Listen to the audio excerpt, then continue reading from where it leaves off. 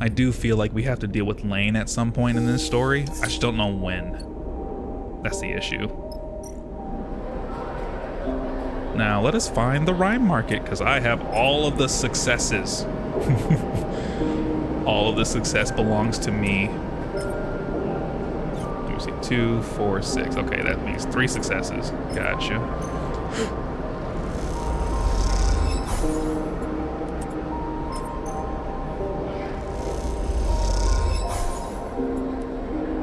I love how I'm just getting nothing but neutral outcomes. Thank you.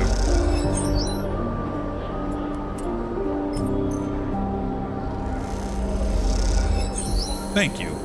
Finally. The markets of Chasm Row have become familiar in the past cycles. Their steaming orange-lit depths, the persistent condensation on each unit's windows, the gleam of the amber workers' suits, each contributing to the particular atmosphere of this buried city. But among this, you have noticed other details too. The freelance crews on the hunt for illicit tech, the conversing workers who drop to a whisper when you pass, the light flickering up through floor grates, suggesting even deeper layers. These are the details you have followed to the Rhyme Market, a place discussed in hushed tones in dimly lit rooms, and as you drift towards what you know to be one of its entrances, the door bursts open in front of you. A large, dark bundle glides out of the door and impacts the metal wall of the passage with an echoing bang, but your eyes are drawn by the imposing figure that hovers in the doorway, bracing himself on the frame. "Stay out of the Rhyme Market, rat." The man sends an orb of spit spinning after the bundle. The bundle unfolds and you suddenly recognize Seraphim, winded but straightening up to go back for more.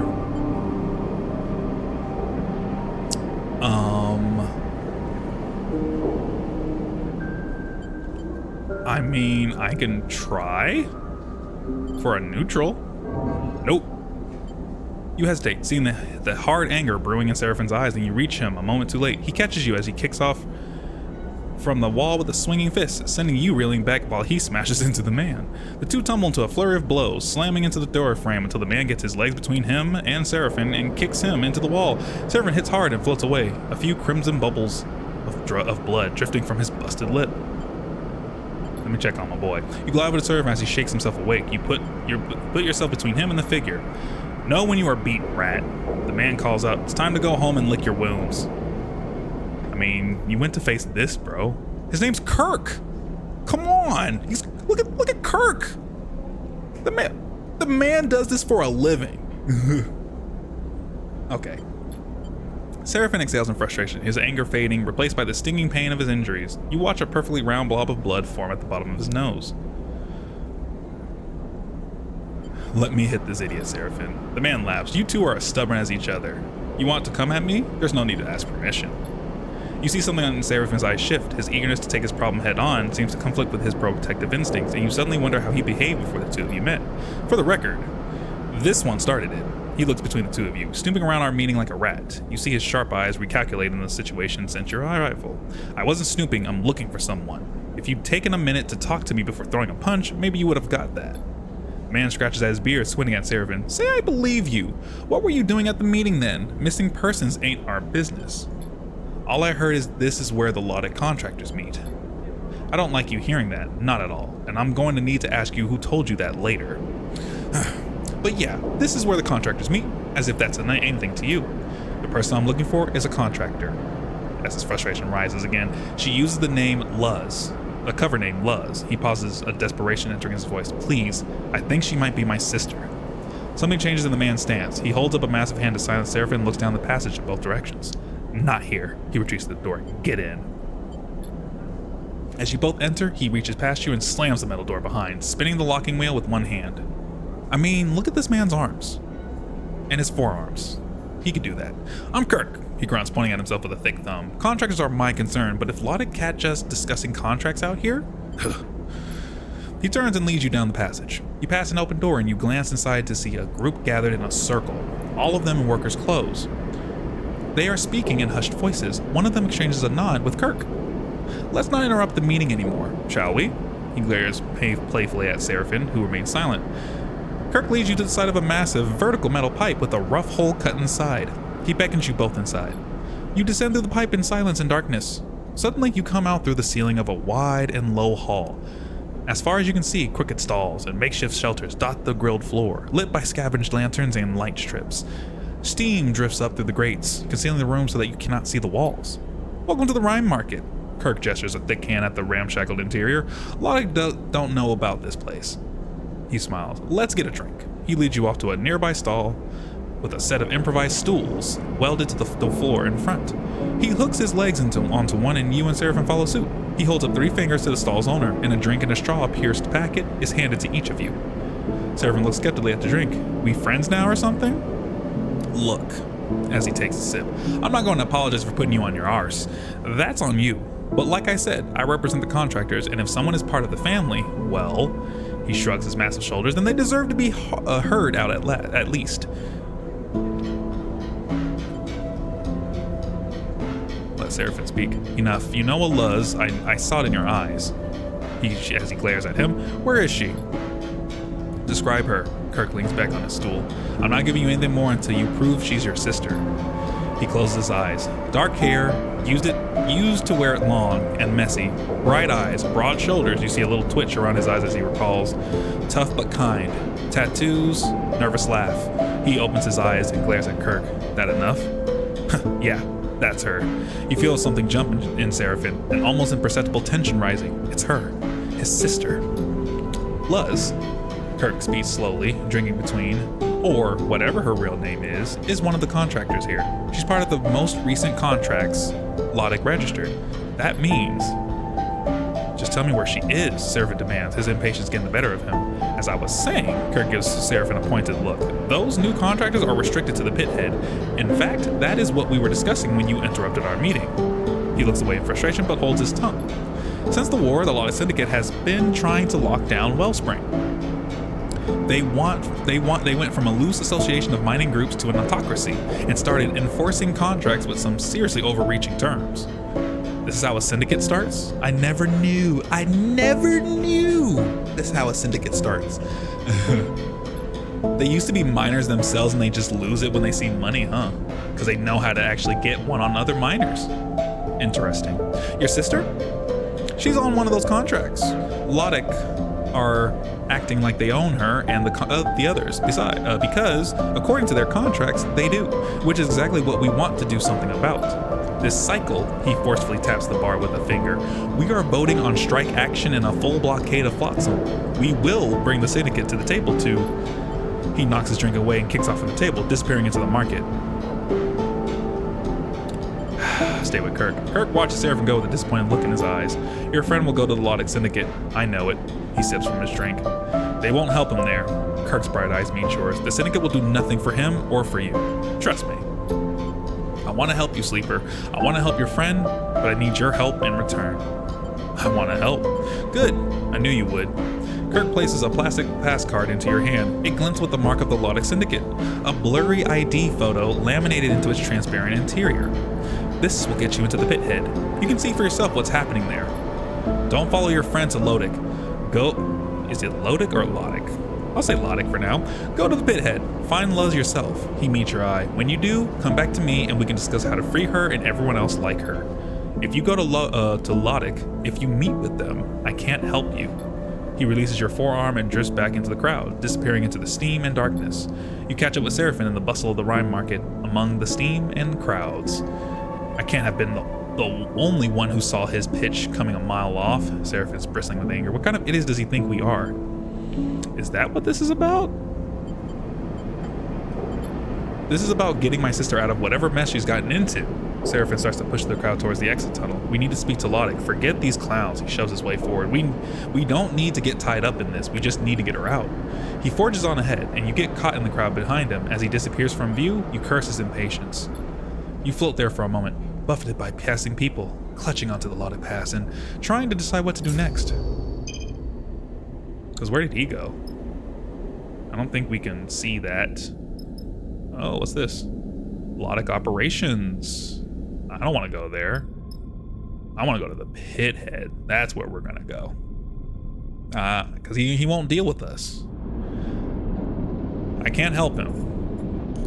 But I can save his sister, right?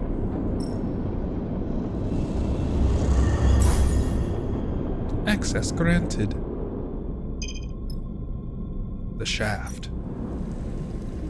Search for Luz. Intuit and endure. Join a work crew. I'll just search.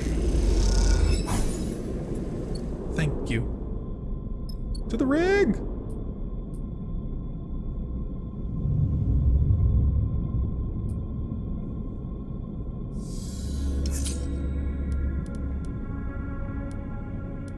Ooh, a train. I did not see that the first time. Oh, I see. But why do we have some of these are like slices? Who knows? What's this? The Pithead Canteen?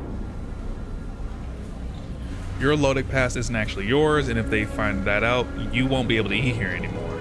Sneak a meal. You can sneak a meal. I'm screaming. I'm not gonna do that. Now, if I was burned for cash, I definitely would with all my heart and soul. Why do I not have the ability to re-roll? I want that ability back, please. Let's go search for Luz, though.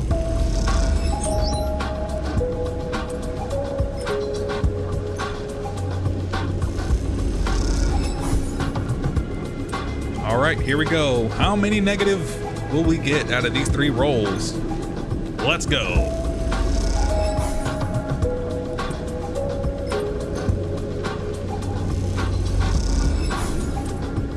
This has to be the negative. Statistics show that after all of these 50-50s, this has to be the negative one. Yeah, I thought so. I win. Mathematics won.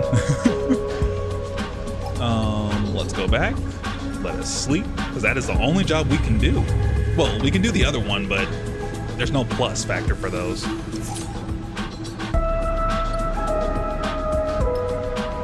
Hey, you got some good ones here. Let's see if I can get it with these 2.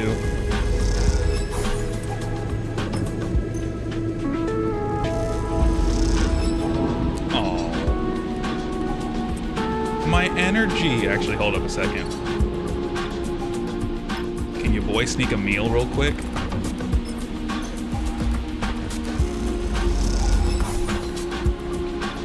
Ooh, okay, I'll take that. I hate to have to use a 6 here. Is there any other place I can use this 6 before I do this? The Rhyme Market. Oh, get scrap components here and rare components. 50 though for a rare component is wild. Chasm Row. We can get supplies. I'm not pressed about supplies just yet. Actually, no. I will get them now. Over here, let me switch this. Yeah, it's been on cryo. Okay, cool. I can do a depot shift for some cash. Okay. All right, let's just get in here now. It was a positive that we knew was going to happen. The shaft descends towards a sump. A sump. Wow. Nice. I thought it was supposed to be like a slump, but it's like, no, it's really sump. I said it right. In the depths of the pit. Here, the air is freezing cold. To prevent the ice from melting into globules of floating water. If your breath carried water, you would be able to see it in the air, but the absence of steam in each exhalation only serves to remind you of your own strangeness. Not that anyone else notices, the workers' heads are low, their eyes fixed on their work, shuttling chunks of ice and tools up and down the shaft. At the end of the nearby tunnels, you see the bright sparks of ice cutting in progress, slabs hanging in the air in that strange way they do in 0G. This just reminds me of I remember seeing a little video on them cutting out marble, and it reminds me of that. It's like the same concept, but you're just not working with ice. So, some loose memories of the time before Darkside, before Lane, before Freedom come to your mind. The familiarity of the cold, the sparks, the endless toil, it chills you more than the packed ice on either side of you ever could. You reach the bottom of the shaft, a metal grill marking the terminus. It squeals as you push open the barred door set into it, and safety lights flicker on, lighting up glittering ice particles all around in their hard beams. It is as if all the stars are held here in this cavern. As your eyes adjust, the massive space comes into focus. It seems to have no up or down, just countless dark shafts and terraced pits cut into its side, all around, silhouetted by their work lights. Contractors cut and haul and gather. This is where those locked-in workers are being held. This is not the locked-in you want, mind you. This reminds me of the servitude contracts that we would have in real life too. I forgot what they call it, because it's not slave, it's the other word. The one that, you couldn't get. But caught in a contract clause that permits an endless shift. The atmosphere is very grim. At the center of the cavern floats a construction of welded-together habitation units. A heavy twist of cables stretches from this improvised structure past you and up the shaft behind, tethering it to a central power source. On each of the 6 sides of this strange apartment block, a set of struts project outward, bracing the construction against the cavern walls. The block itself is wrapped in insulation, clad in protective plates. It glows with small apertures and lights. You approach the nearest entrance. Everything is bitten by rust, by decay. If the bars on the entrance weren't a clear enough indicator, it is obvious now that this place is a prison. The door scissors open, letting out a blast of warm air. You quickly duck inside and it seals rapidly behind you. The cramped interior passage glows warmly, but its ragged condition keeps it from feeling cozy. You follow the corridor, ducking beneath hanging wires and loose insulation. This is where you were told you will find Luz, or whatever her real name is. You come out into a communal mess, counters and food preparation units fitted into the walls, cushioned stools and couches scattered around. A couple of contractors are stretched out into the space, one of them snoring loudly in the corner, another sipping from a food packet on a stool. And then suddenly, a door on the far side opens out to the cavern, letting in a flurry of ice shards that quickly become scattered orbs of water. You watch the figure as they glide into the warm light of the interior, with their dark hair and bright eyes, and know this is who you are looking for. It is Luz. Wait a minute. Why does she look familiar? No. Seraphin's sister. No, I want to see the full name, because you look familiar. You meet eyes with hers, and something sparks in that dull and glowing room. It's as if she recognizes you. Sleeper? She looks in a haze, her hair stuck. Oh, no, it's, whatchamacallit, that was over the bar. Oh, because she was talking about her brother. Oh, wow. She looks in a haze, her hair stuck to her forehead with sweat, her eyes still adjusting to the interior. I've been looking for you. And Luz? Her name's not Luz. I forgot her name. Oh my gosh, because we sent her off. She was gonna go find her brother. I've been looking for you. What? She squints. You see her scan you, taking in your clothes, the way you hold yourself, your face. For a moment, you feel exposed, aware of your damaged vinyl skin, your industrial markings, your doll-like features. You feel the familiar sense of being objectified, but also something warmer below it, a recognition of what you are. She blinks, exhales, and shakes her head, realizing she's mistaken. Give me a sec, alright? I just finished cutting 100 cubic meters of ice. She pulls back her hood. Haven't seen you down here before. They just contract you or something? The tension drops, but you get the feeling she isn't quite looking at you. She crosses to a food unit and pulls out a packet, sliding into a warmer. She thumbs it on. First sleeper I've seen in a long while. She doesn't take her eyes off the slowly warming food. You'll do okay down here. I know you folks are tough and stick with the job. That's good. The rest I can show you once I've eaten. She laughs a little to herself. I'm with your brother. My brother? She pauses, her eyes not leaving the warmer. I think you have me confused with someone else. You're not listening. She turns to face you and you see a wet shine to her eyes. What are you on about? You realize what you need to tell her. Seraphin is on Wellspring. The warmer chimes to let her know the packet is ready, but she doesn't seem to notice. Seraphin? Here? Not here, at the cut. She nods and then shakes her head. Well, if he trusts you with his name, I guess I should trust you with mine, as she comes closer. I'm Tala! It's Tala! Oh my god! She smiles a warm smile. Now where's my idiot brother? I'll take you to him. She laughs nervously. Sorry, this is not what I was expecting on my lunch break. Tala suddenly seems to take on some energy. She glances towards the corridor behind you, and the door at its end. I sure hope you have a plan, Sleeper, because they do not want us locked in contractors getting out. She moves towards the corridor. There's security in the shaft, and then again at the pit head. You must have passed through the checkpoint at the entrance too. I doubt we can bypass all of those. She turns back, grabs her food packet, smiles at you, and shepherds you towards the corridor. You could run a distraction maybe? Or is Sarah on that already? You were slightly taken back by her sudden change.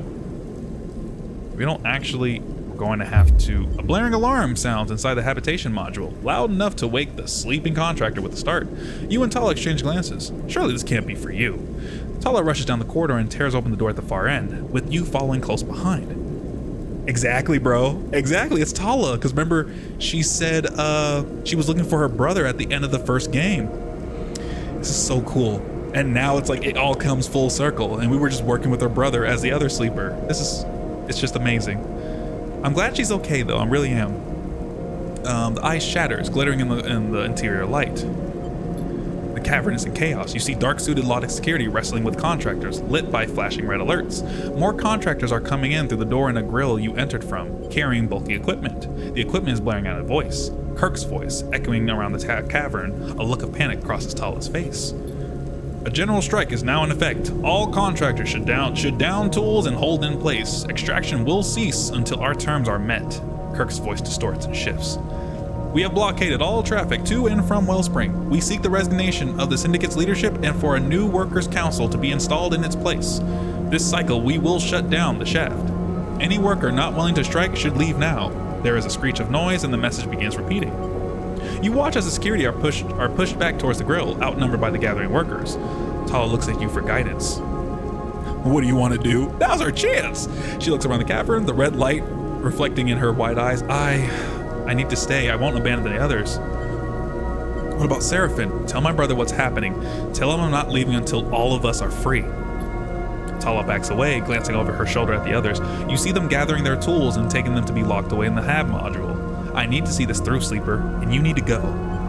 They did say something was cooking underneath, so hey, this is the revolution right now, and union rights, right? We just want unions. Find Seraphim, do what you can from out there, help us change this place, and with that, she turns and glides off towards the others. You turn and head for the grill as quickly as you can, the way now cleared by the contractors, the handful of Lotic security pushed back up to somewhere near the pit head. As you ascend, other contractors shooting you dark looks as you do. You realize you have to speak with Kirk. Oh. You find Kirk at the pit head, directing contractors to barricade the entry points to the mine. So, you took my advice. Good, Kirk smiles. We are glad to have you as an ally here, Sleeper. You could have warned me, but what happens now? The syndicate was arrogant. They did not believe we could do this. Kirk gestures towards the contractors welding plating across the checkpoints, but we far outnumber them. Their monopoly ends here. This is what you wanted. This is the uprising. Fight the power. Fight the oligarchy, the syndicate, everything. Oh, I love a good revolution in the morning. How can I help? Kirk leads you a little way away from the contractors. If you want to free those like Seraphim's sister, I will need your help. We have ships, but not many, and the syndicate still has tankers in operation. Our blockade is not complete. The debris field between here and the far spindle remains open. We need another tanker to occupy it and dissuade the syndicate from trying to pass. All of our ships are in use, but your ship and your crew could help us take a tanker and secure the blockade. Your ship and your crew. You want me to storm a tanker? This will not be an assault. Kirk puts a hand on your shoulder. The tanker, the headstream, has been held outside Wellspring for many cycles. The crew is tired and sympathetic to our cause. We'll just give them a nudge. Headstream? Your ship will pose as an in-distress trader, trapped inside the debris field. When the headstream is obliged to rescue, we will board and encourage the crew to take control. You want to incite a mutiny? Wait, we? You think I wouldn't come? I'm key to our success. He folds his arms across his chest. Will you do it? I will not. No, I'm kidding. I think this ship we're about to go on, we may meet Malik, and he's going to be like, bro. He's going to be like, bro. I will. I knew you would. I'm glad to have you in our cause, Sleeper. Suddenly, Kirk puts two fingers in his mouth and blasts out a shrill whistle. A contractor quickly approaches with a large box, the front marked by screens and dials, and the back by loose cables. You will need this HasNav unit to navigate the debris field. He nods at the contractor. Jen's here will install it in your ship. Consider it a gift from our cause to yours. Hey, we got one. This is what we needed. He nods once more and Jens passes by you, heading for the lift to the docking ring with your new module. I will provide the headstream's coordinates. He moves away towards the contractors, still working on the checkpoints. And I will wait for your word. You leave the pit head behind, your mind racing. You do not know how you have ended up in the middle of all this, but you know what it will be. It will be up to you to pilot your way out. Sleeper, Seraphim comes up the passage towards you. What's happening? I heard the pit has been taken over by Kirk's guys. This, you realize, will take a lot of explaining. Hey, Seraphim, buddy, pal, so your sister. She didn't go because she wants to fight for the revolution, you know. New local crew and new contract. So yeah, Seraphim, you know, your sister, she's not leaving. She's for the revolution, and you should too. Viva la revolution! Wow. So we have complete the contract. So we have everything already. So it's time to complete the contract. Headstream. Tala is released as payment. Just girl things. Hashtag just girl things. You know. You know, Seraphim, just girl stuff, revolution, fighting the good fight, throwing out leadership. Oh, and there's Kirk. Oh, he basically replaces Eugen. So now do we need Bliss or Junie? Junie is a plus. I'm just gonna take Bliss because that's the balance outlook. I mean, we're gonna miss interface, but that's okay. Let's get into that contract, shall we? Oh, this is good. I love it. I want a revolution. Give me my revolution. The headstream looms large in the cockpit windows as it comes to a stop. I can't believe you talked me into this, Seraphim sighs. This is not a good plan. Convincing Seraphim to take Kirk out to this Lodic freighter wasn't exactly easy, but with the pithead on lockdown, there really weren't any other options. A voice crackles over Seraphim's terminal, loud enough to hear, but quiet enough that you can't pick out what's being said. What are they saying? Seraphim glances back over his shoulder at you. They're telling us to prepare for docking. He swallows nervously and turns back to the console. Good. Keep them talking. You look behind you to see Kirk floating by the doorway. Seraphim flicks the comm switch and begins speaking to the log ship, thanking them for responding to the distress signal, trying his best. I know this is going to be Malik in here. He's going to be like, well. Trying his best to play the part of a nervous trader suffering an engine failure in the debris field. Kirk jerks his head for you to follow him into the corridor, and you unclip from your seat and float out behind him. If it's okay with you, I'm going to play the captain on this one. His flat stare suggests he isn't asking for permission. Why am I me? I appreciate it. Let me tell you how this is going to go. He starts moving down towards the airlocks, and you follow as he talks. The headstream has been holding here, cycle after cycle, while Wellspring tried to quash our little rebellion. He smiles at the idea. Now that the blockade is in effect, well, they'll know they have to hold out for longer still, while the messages from Lodic operations get less and less frequent. He stops by the lockers, swapping his Lodic uniform for an old flight jacket. This is a ship full of tired, unhappy, underpaid, and underfed workers. You both arrive at the airlock. We just have to nudge their anger in the right direction. There is a hiss as the airlock cycles. Lodic are coming aboard. Kirk catches your eye and gives you a wink. Oh. The airlock doors scissor open, revealing a drained-looking Lodic cabin flanked by security officers. Lambert, a cold Lodic captain. I will say this. Can I get the jacket? I love the flare of, oh, look at these flaps. What is this, the 90s all over again? Like, please give me this. I want this. This is what I want. See all the zippers and stuff? This is the fit. That's what I want. Lambert, captain of the headstream. He presents himself immediately, but with little enthusiasm. We have been in communication with your pilot and are docking as requested to provide support. He looks between you and Kirk, his eyes linger on you a little too long. The art for this, yeah, I love the art in this series. They need I think they released an art book. Well, probably a digital one, but like I would love a physical one because it's the fact that this man's like, sup. But like, this is cold. This is aura. Love to see it. Dark glowing eyes and dull like dark glowing eyes and a dull-like face of your frame. He directs his attention to Kirk. How fares your crew? Thank you, Captain. You notice the immediate change in Kirk, his deflated posture and softer speech. We are surviving as best as we can, but now that you have come to our rescue, he sighs and holds out an eager hand to Lambert. We are very grateful indeed. He limply shakes Kirk's hand. Not to worry, the Luddites Syndicate takes its stewardship of Wellspring and the surrounding environs seriously. It is our duty to offer aid to traders and travelers alike. I'm afraid we don't have much to offer by way of supplies. Our stores have been depleted by our long posting here, but your crew is free to enter our ship and make use of its facilities while you make your repairs. Kirk continues playing the submissive captain, nodding enthusiastically and uttering a stream of thank yous. You feel like he's pushing it a little, though Lambert only seems to be paying the minimum of attention to him. Suddenly he turns a sharp eye to you. Your pilot didn't mention you had a sleeper aboard. What of it? Stay silent.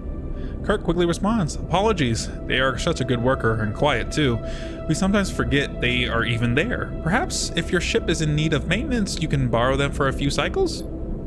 Lambert eyes you more brazenly now, taking Kirk's lead as permission to indulge his curiosity. Yes. His face traces a tear in the thick skin of your forearm. Perhaps it could be of use to it. I see. He's one of the people that does not see a sleeper as a person. He knows that like you're not real. You get turned off when you pay off your debt and all that good stuff.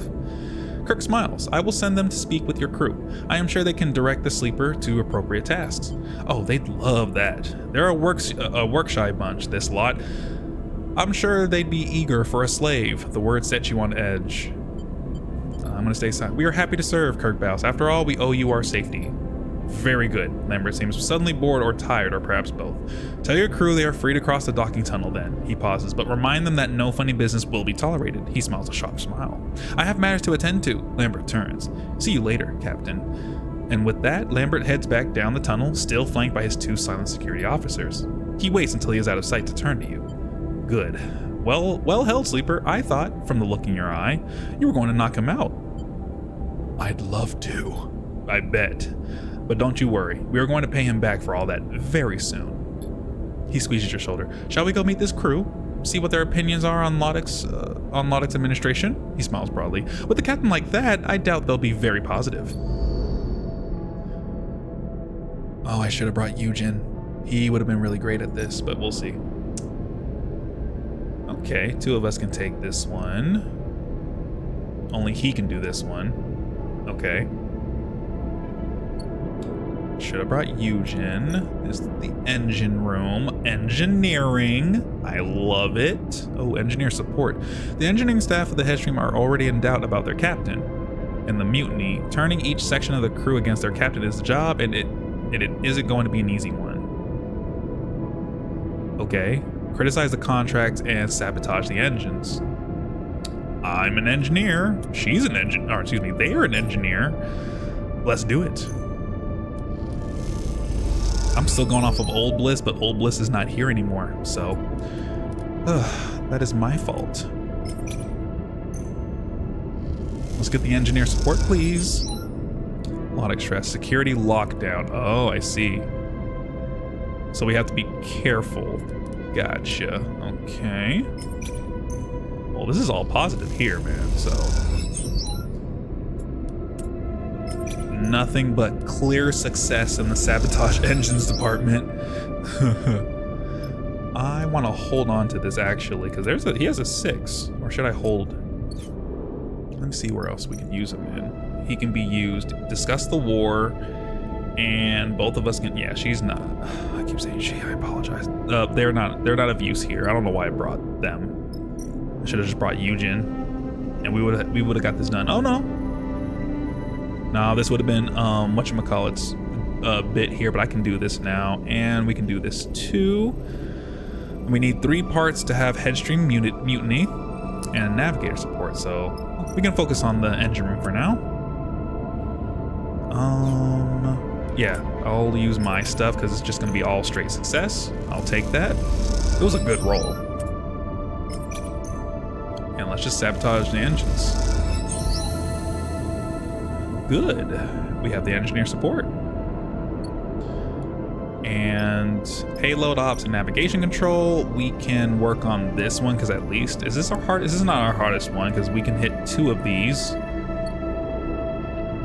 But I will probably put his best ones in here. He'll handle this one. Good. And I don't want to put a 2 here. So I will leave. Can't even use a push.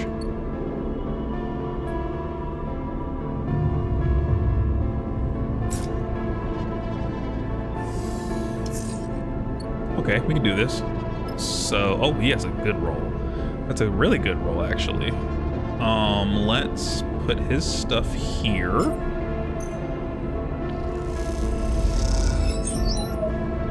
No more messing around, of course. We can tamper with the payload.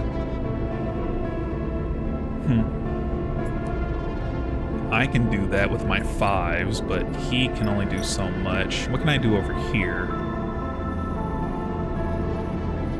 Okay. He can't help here, but Bliss can.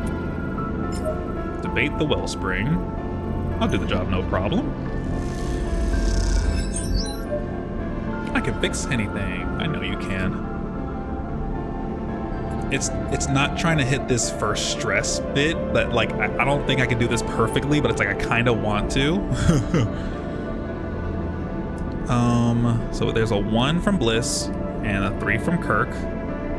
I have some successes. Let me see, 2, 4, 6, 8, 10. So I need 5 successes, 5 straight positives to get that one done. I don't have that. I do have a push, which would give me a 5. I can push, if you will, for that, but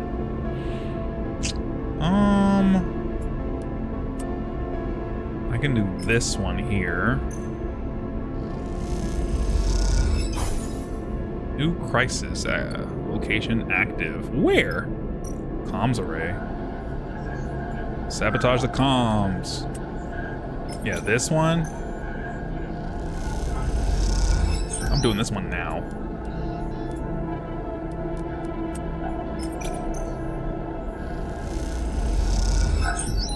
Nice. And this is a pure success, but I'll take the 5. Oh, should have just done this one. Oh well.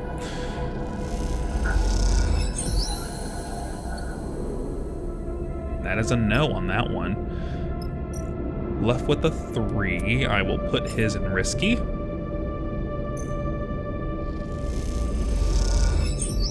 Ooh, nice. Good job. Good job.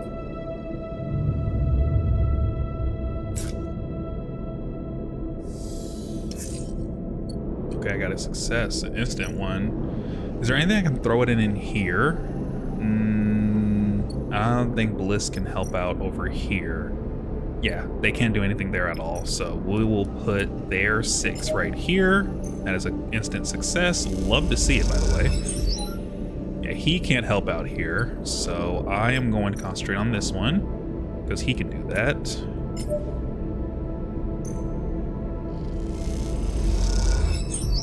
Nice.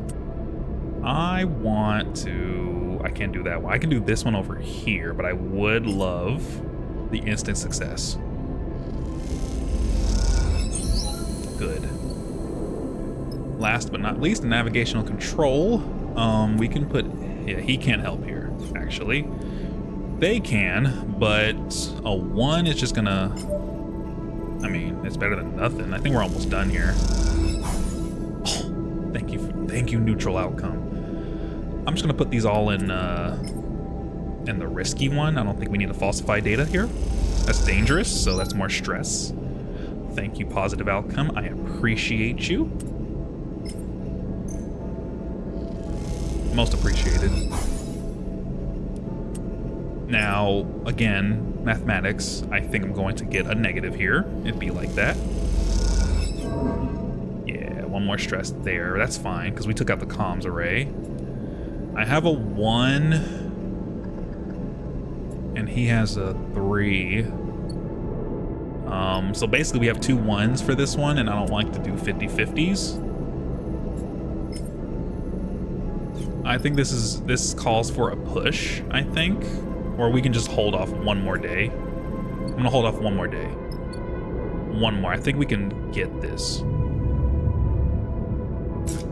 In the amount of time allotted. Oh yeah. Oh yeah. We don't need the push yet. Give me my... Oh, he has a success too, if not a positive one. So... Oh no, he can't help here. It'll be a 3, but that's not too bad. We can leverage that though.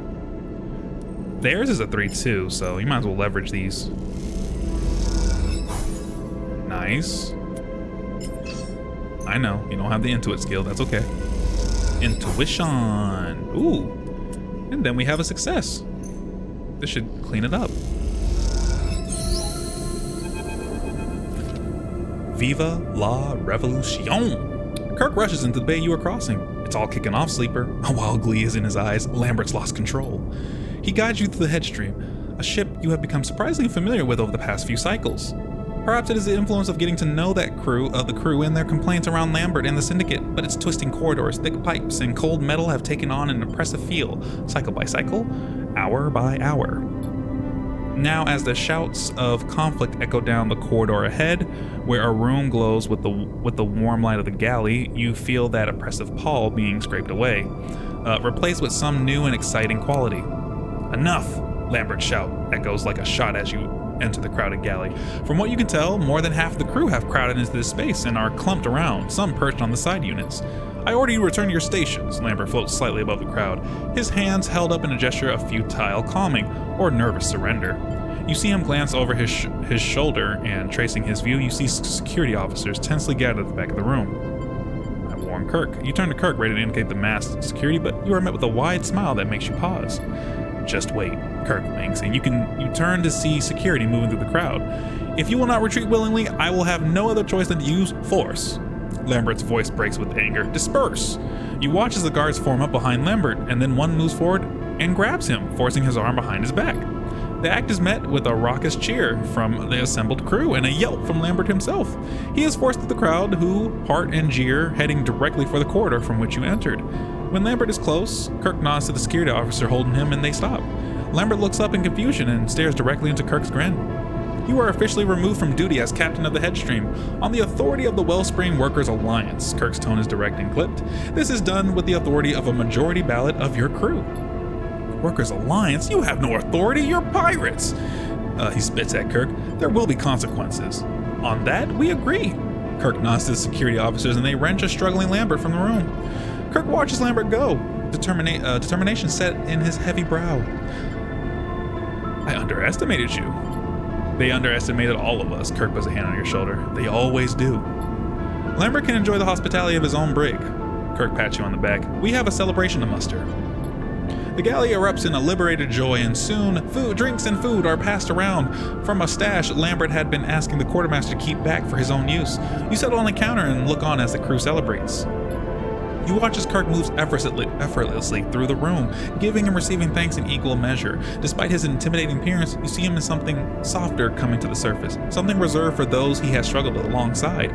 Fresh allies are old friends to him.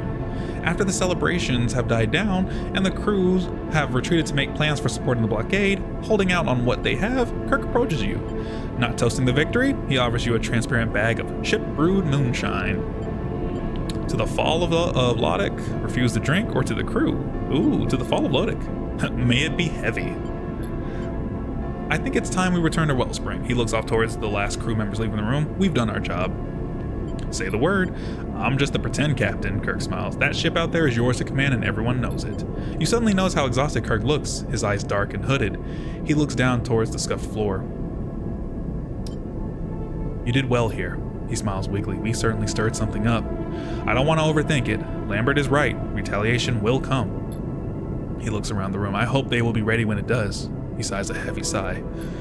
Unfortunately, in a revolution, you cannot have a bloodless one, if you will. He takes a deep breath and lets it out slow. The struggle goes on. He pushes off from the counter and heads towards the docking bridge.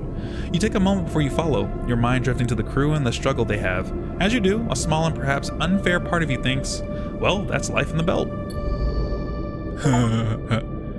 Means of production inspire a peaceful mutiny on the headstream. Love it. Love it. I was about to end cycle. No. We're good. We're done here. Congrats, we did our own thing. Oh my gosh, what are these rolls? I'm glad I didn't get these rolls out there. The cut thrums with tension. This steaming city and its brash inhabitants have quietened, not to silence, but to a low rumble of conversation. The blockade is holding, the syndicate is waning, and everywhere there are plans to be made. You and Seraphim float idly by in Chasm Row, many stories deep in this wound and wellspring side, waiting on Kirk, not far from the first place you met. A meeting Seraphim still has lingering bruises from. Kirk is inside somewhere, and like every other lauded contractor, he is making plans. Even before you arrived back in Wellspring, he had hijacked the rig's transmitter to speak with his fellow conspirators and make arrangements for his arrival. Watching Kirk's plot unfold made you realize that, despite your involvement, in the end you are just a subsidiary part of this struggle, a chaotic outside actor with effect but no real influence. Now, waiting for Kirk's return, you feel a little solace in that. You aren't ready to be dragged into another struggle, not yet. You still have your freedom to win, and looking at Seraphim next to you, you know that he does too. Alright, we're on. Kirk comes out of passage nearby, nodding to the two of you to follow. He leads you both into the Rhyme Market passageways, this time not to the steaming market hall that lies beneath the deepest streets, but to a cramped room walled with pipes and rusted panels. Just a little longer. He nods to you both. Hold here. He exchanges a serious look with you before pushing off and gliding back out of the room. You watch Kirk go, your relationship having settled into a quiet and mutual respect. His eyes are on bigger things now, workers' councils and contract negotiations, and you know that. Perhaps, one cycle ahead, you will find a moment to drink together once again and discuss everything that has happened. For now, Kirk has other things on his mind, as he should. Seraphim settles again. You shoot him a look, but his focus is elsewhere, his eyes glazed over. You fold your arms and wait. Sarah? Tala enters so quietly that in the dim room, you barely notice her. She shoots you a look and a smile as she enters. Thank you, she mouths silently, and then turns her attention to her brother, which I'm so glad she can meet up with him, because that was her whole goal. Tala. Seraphim says her name like a sigh, like an exhale. He is shaking his head, his eyes already shining with uncontrollable emotion.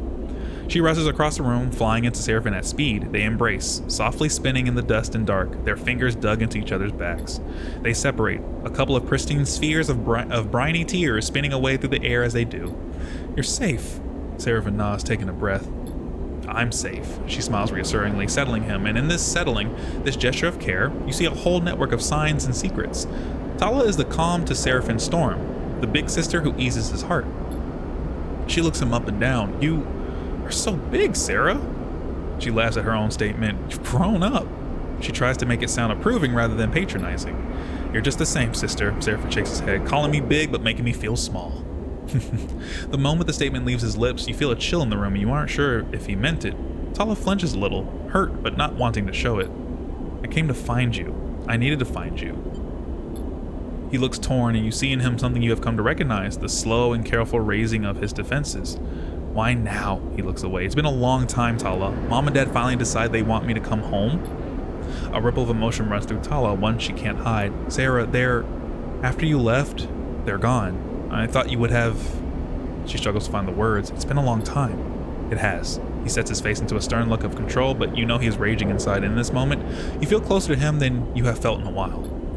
She folds her arms, trying to regain a little control of the exchange. It's good to see you, Sarah. So good. You know what is coming and you see Seraphim brace for it. But I can't leave with you. She looks pained. This isn't easy for her either. He can only nod, a dulling acceptance washing over him. I wanted to find you, and I have. And I can see you are strong and well, and you have your life here, as she shoots a glance over to my side. But the people here, the other contractors, they were the ones who found me, who have kept me going since I ended up here, desperate and alone. It's not that I owe them, it's that they are my family too. She gently places a hand on his shoulder. I know you understand this. We all find our families out here. He smiles a rare smile, his eyes are wet. We do, sister. He embraces her again. They separate and Tala turns her attention to you. I know you will take care of my brother, Sleeper. I saw it in your eyes when you came to the pit head. She approaches and puts a hand on your shoulder. I can see you are building something of value on that ship of yours. I'll take care of Seraphine. I'm sure you will. She exhales and takes her hand away. She folds her arms again, her sense of control returning. There is a wisdom and experience to Tala that brings a certain calm to you, and you feel that now. Man, I think, how long has it been since the first game? I think like 7 years, almost a decade? Because she was running a whole business and stuff too on the Eye, as the bartender and stuff. Man, oh man, she has grown. She really has, because she was young on the Eye, if you remember from the first game. Will you two be staying here for a while, or? Tala looks between you and Seraphine. He cuts in before you answer. Not long. We have our own freedom to find. She nods. Just be aware, you're free to pass the blockade, but after that, Wellspring is going to be locked down for a little while, at least until Kirk can establish his council. Next time you come, this will be a very different place. Hearing Tala say this, you suddenly see the authority in her and realize that one of those council seats may well have her name on it. Yeah, she's like the mother figure. If not, or I mean not the mother figure, but like the big sister figure. You look between the two of them and realize they have years to catch up on, and they'd probably rather do that without you watching. You nod to them and slip out of the room, a lilting conversation starting up the moment you leave. As you follow the twisting corridors back to the Chasm Row, you smile to yourself at the thought of Tala and Seraphine, reunited at last. You hope this whole adventure will make Seraphine a little less moody, even though you know deep down it'll probably make him worse. On your way into the rig, you pass a tired-looking Eugen. We heading out? He sighs. Because I'm not sure I've got another chit left to wager. How much did you lose? He squints at his fingers for a second, making calculations. Too much, he shrugs. I'm gonna strap myself in for a nap. He disappears into the berths. Basically, he's gonna eat sleep. Later in the cycle, Seraphine quietly comes back to the rig. He immediately settles himself in the cockpit and starts running diagnostics on the engines. He looks up as you enter and shoots you a smile. Good to see you up here, Sleeper. I'm getting her ready to head out. How are you doing? I'm good, Sleeper. Really good. He flicks a sequence of switches. Sleeper? Thank you. I really do appreciate you bringing us all the way out here. I won't forget it. I'm glad. Gotta say, it was nice to see you getting to meet Tala after all this time. She's found a place here and I'm really happy for her. He looks away out of the cockpit windows at Wellspring. She's always was the responsible one and I was always the one running away. I guess some things never change. I will say, he doesn't know this, but we, as the players, know this. She has grown into a person. That's all I gotta say. She's grown since the first game. Seraphine quietly watches the diagnosis complete, a subtle smile on his lips. One thing is for sure, though. We've been here too long, and we've been seen by too many people. Wellspring may be far out of Utsubo territory, but I'm sure Lane will find a way to reach his nasty claws out here, given enough time. Let's not give him a chance. Hey guys, Bliss's voice echoes up the passage into the cockpit. They lean in the door, looking between the two of you. Two contractors just dumped a load of fuel outside our ship. Said it was a gift. You and Seraphine look at each other. Gotta be Kirk. He gets up. It's either a thank you or his way of telling us to get going. He kicks off and glides out of the cockpit. Hey, so while you two have been busy, so have I. Been looking at the rig's drive and I reckon it's due an upgrade. We'll need engine components, quite a few, so keep an eye out. Shipyards tend to be a good place to look. Thanks, Bliss. They wink. Anytime, they sigh. Better go help Seraphine with that fuel. As Bliss leaves the cockpit, you find yourself lost in thought, considering your next step, while the icy expanse of Wellspring glitters below. Oh, you are free to leave Wellspring. We have a HasNav unit installed and can freely travel through debris fields on the belt map. Basically, we don't have to take the long way around anymore. Wow. So, we started and basically got to a good portion of the revolution. Congratulations, everyone. We did things here. We changed things. I'm not putting a single cent here, though. I have no supplies. That's funny. Where's my supplies? Was it the Rhyme Market?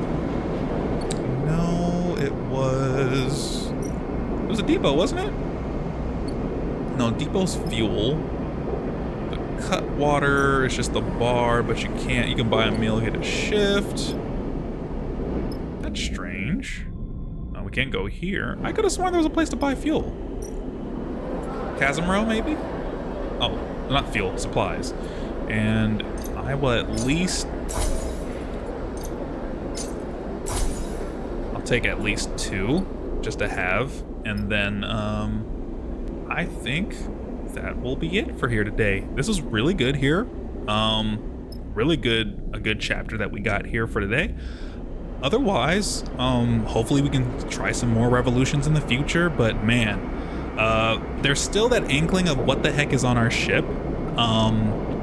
Something got on our ship that was in the tunnels of that other place, Holmes Rock, so we have to deal with that next time. But otherwise, you know, hey, thank you all for coming out to the stream.